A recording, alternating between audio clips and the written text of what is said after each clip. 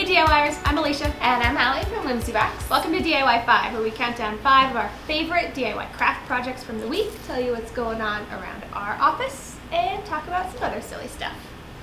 Let's get to it. Sounds good. So my Poppet is an Australian blog that I love. It's full of fun and colorful DIYs. You like it too? Mm-hmm. And she created this large, colorful poster for like an office nook makeover using a photo of her daughter, Emma, and then some simple wooden strips and double-sided tape to mount it with like a really professional look. Oh, cool.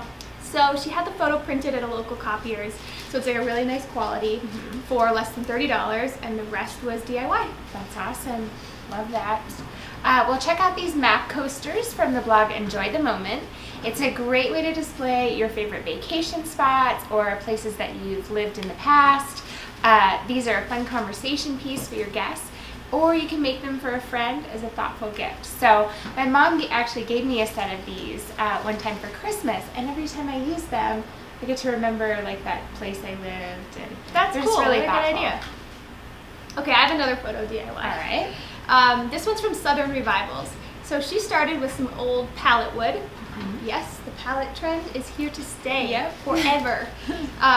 And repurposed it into frames by just making the wood 3 pieces wide and a strip of wood across the back. Mm-hmm. And then took some of her favorite photos to the printers again, had them laser printed there at a nice quality, and then used Mod Podge as a transfer medium to transfer the photo to the wood. So you do it like face down and then scrub away the paper on the back. So it's reversed. Yeah, exactly. So she made a note that like if you have any like words on your photos, Right. you'll want to flip it before you print We've it. all made that mistake. Yes, I totally have with the iron on before. Yeah.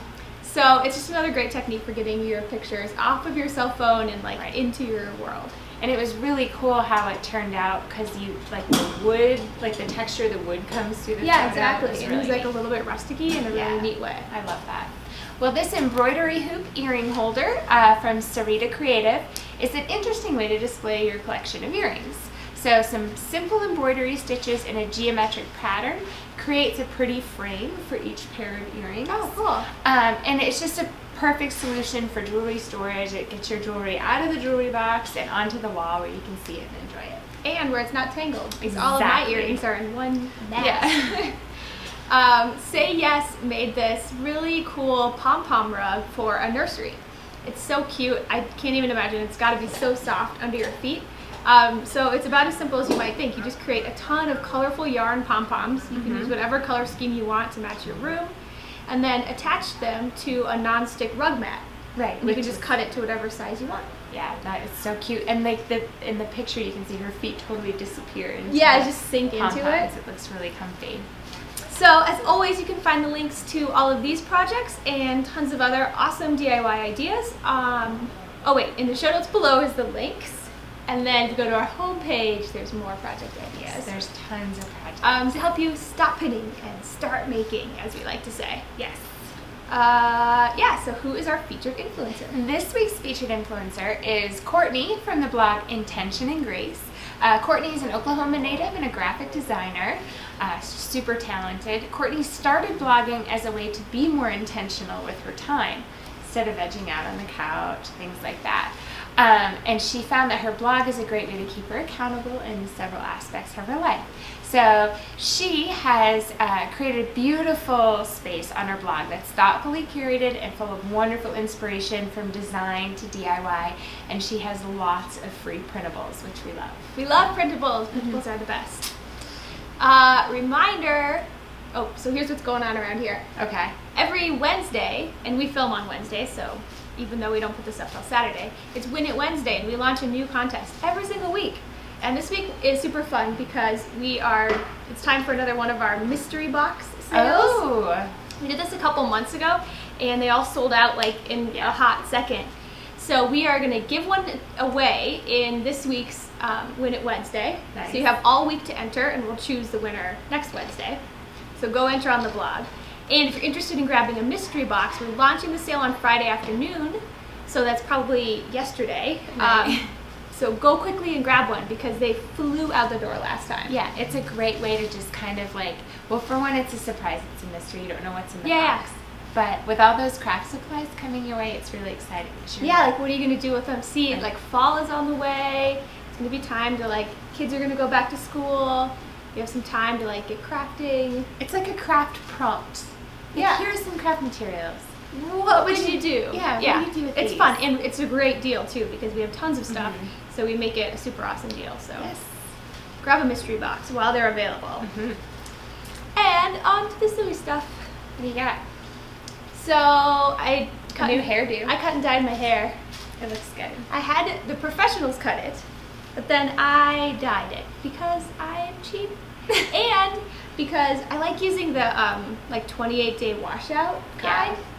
Because So I it's don't want to slow. commit too long, and then I don't feel like I have to go in for regular maintenance like every 6 or 8 weeks. Because I'm like a every 4 to 6 month Right. haircut person. Me too.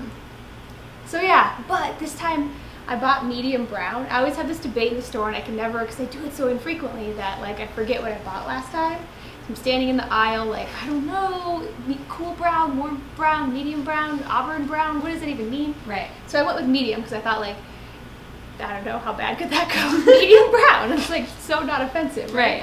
But then I left it on kind of longer than instructed because I was in the bath and it was really comfortable. So it came out darker than I thought, but I'm cool with it. Yeah, it looks great. I'm not the type to cry over a And haircut. it'll slowly It's wash gonna out. fade away, hopefully, so it won't have like a line.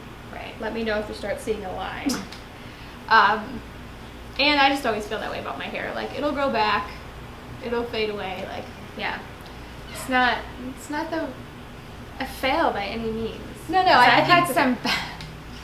bad. My favorite haircut story is I was 9 years old, and at the time Wilson Phillips was really popular. Oh man, I love Wilson Phillips. I still love him.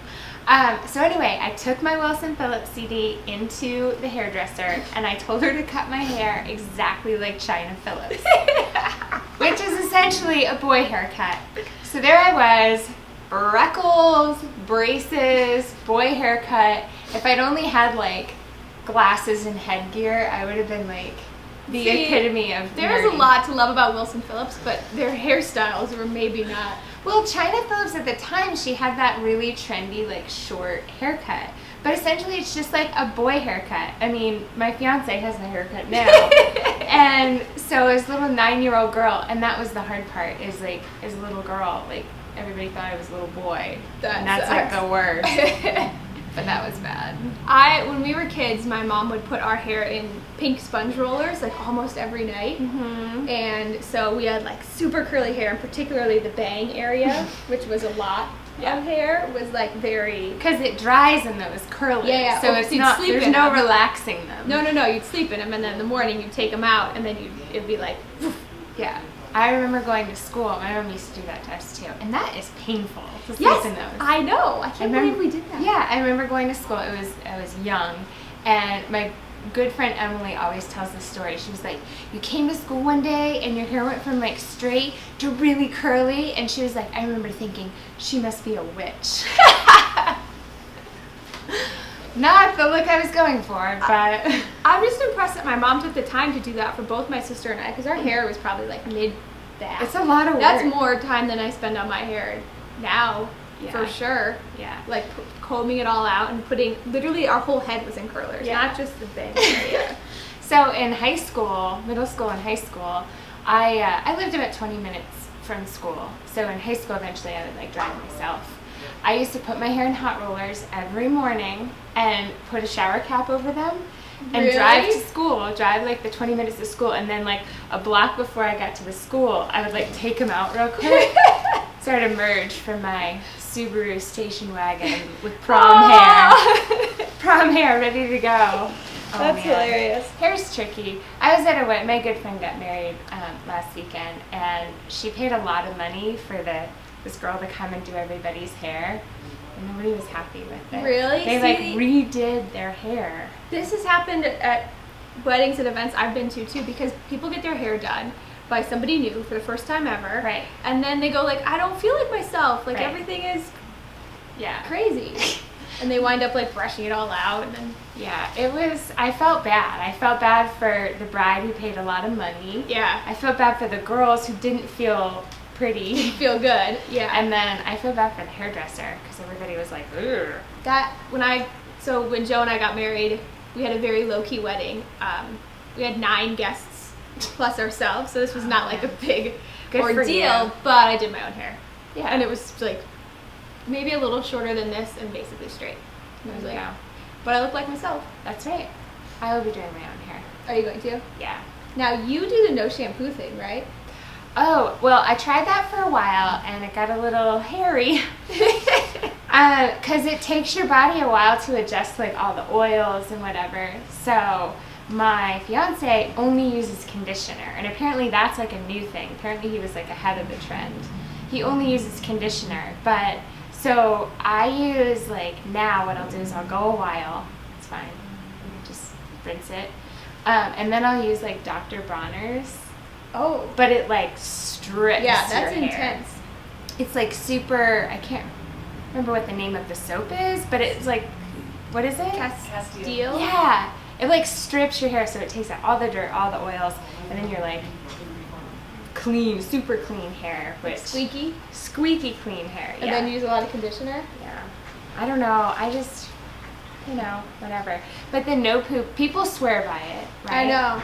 But I don't know. I can't not wash my hair. I used to be really until like maybe a year or 2 ago, I wash and dry my hair every single day. And I don't know if it's the fact that we live in Colorado, which is a much drier climate now, that I don't have to, but now it's actually better if I go like 2 or 3 days. Yeah. Depending on like if I work out, which I don't. That cracks me up.